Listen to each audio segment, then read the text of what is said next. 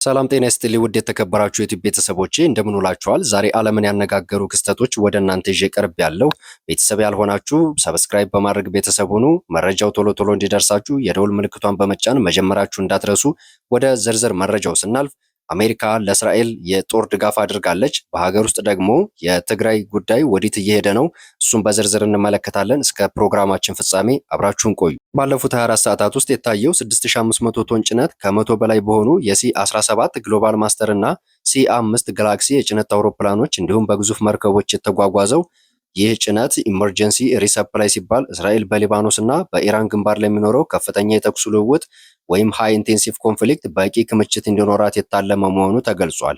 ጭነቱ ሄልፋየር ሚሳኤሎችን፣ ለታንክ መቃወሚያ የሚሆኑ ስማርት ቦምቦች እና ለአይረን ዶም የሚሆኑ ተተኳሾችን ያካተተ ሲሆን የመከላከያ ሚኒስትሩ ሁለተኛ ዙር ሲሉ ቀጥተኛ የኢራን ምድር ጥቃትን እያመለከቱ መሆኑም ይህም ኦፕሬሽን ዴይ ኦፍ ሪፒታንሲ ከተባለው የመጀመሪያ ጥቃት የቀጠለ ሲሆን የኢራን የነዳጅ ማጣሪያዎች ለምሳሌ በአባዳን የሚገኘው በሚሳኤል እና ድሮን ማምረቻ ፋብሪካዎች የአብዮታዊ ዘብ እና የቁልፍ አመራር መደበቂያዎች ዋና ኢላማ መሆናቸውንም ሲገልጹ ወደ ፕሪኢምፒቲቭ ስትራይክ ቀድሞ የማጥቃት ስትራቴጂ መሸጋገሯንም እስራኤል ያሳወቀች ሲሆን ኢራን ማንኛውንም አይነት ዳግም ጥቃት በማያዳግም መልኩ እንደምትመለስም ስታስታውቅ ኢራን ታዲያ ካልብ ሻካን የተባለ ፋታ የተሰኙ በኢራን በኩልም ሃየር ሻካን እና ፋታ የተሰኙ ሃይፐርሶኒክ ሚሳኤሎችን ልትጠቀም እንደምትችልም ግምት እየተሰጠ ሲሆን በየመን የሚገኙት ሁቲዎችንና በኢራቅ የሚገኙት ታጣቂዎችን ከኢራን ጋር በማቀናጀት በአንድ ጊዜ መልቲ ፍሮንት አታክ ጥቃት እንዲሰነዝሩ ትዕዛዝ ልትሰጥ እንደምትችልም ተገልጿል። የሆርሙዝ ወሽመጥ ከተዘጋ ከዓለም የነዳጅ ፍላጎት 20% የሚሆነው ይቋረጣል። ይህ ደግሞ በኢትዮጵያም ሆነ በሌሎች ሀገራት ላይ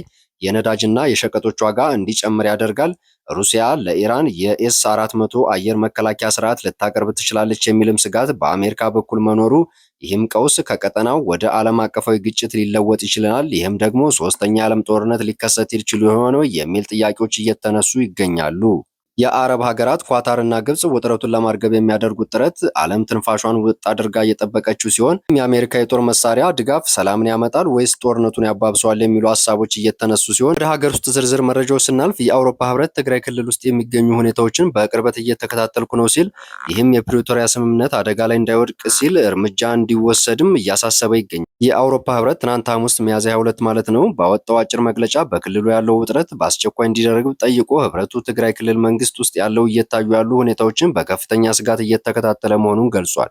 የአውሮፓ ህብረት ይህንን መግለጫ ያወጣው ህዝባዊ ወያኔ ሓርነት ትግራይ ህወሓት ከ6 ዓመት በፊት ክልሉ በተናጠል ባካሄደው ምርጫ የተመሰረተው ምክር ቤት ወደ ስራ እንዲመለስ በወሰነው ግጭት ይፈጠራል የሚል ስጋት በድጋሚ እንዳያገረሽ ካደረገ በኋላ ነው። ህወሓት የፌዴራል መንግስት የትግራይ ክልል ጊዜያዊ አስተዳደር ፕሬዝዳንት ታደሰ ወረደን የስልጣን ቆይታ ለብቻው ባስተላለፈው ውሳኔ በማራዘም የፕሪቶሪያ ስምምነትን አፍርሷል በማለት ሲከስ የሌተናል ጀነራል ታደሰ የቆይታ ጊዜም የተራዘመበት መንገድ ህጋዊ መሆኑንና በወቅቱ የገለጸው የፌዴራል መንግስት እስካሁን ድረስ ስለ ህወሓት ውሳኔ በይፋ አስተያየት አልሰጠም። የአውሮፓ ህብረት በትናንትና መግለጫው ውጥረቱ እንዲረግብና በፕሪቶሪያ የተፈረመው የዘላቂ የተኩስ አቁም ስምምነት አደጋ ላይ የሚጥሉ ማናቸውንም እርምጃዎች እንዲወገዱ ጥሪያቸውን አቅርበዋል።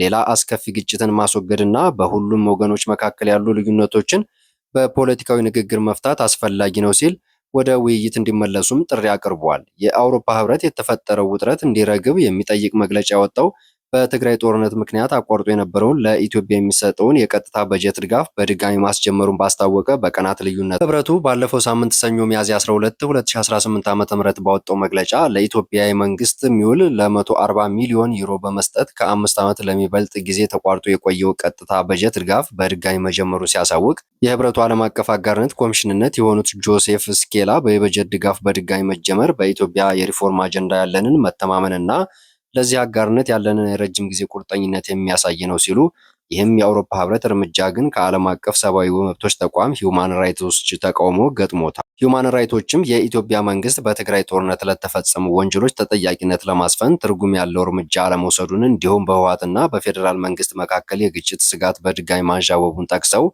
እነዚህና ሌሎች የመብት ጥሰቶች የጠቀሰው ተቋሙ የበጀት ድጋፍን በድጋሚ መጀመሩ ህብረቱ ከዚህ ቀድሞ ያቀረባቸውን የፍትህና የሰብአዊ መብቶች መከበር ጥሪዎች የሚክድ ነው ሲሉም ገልጸዋል።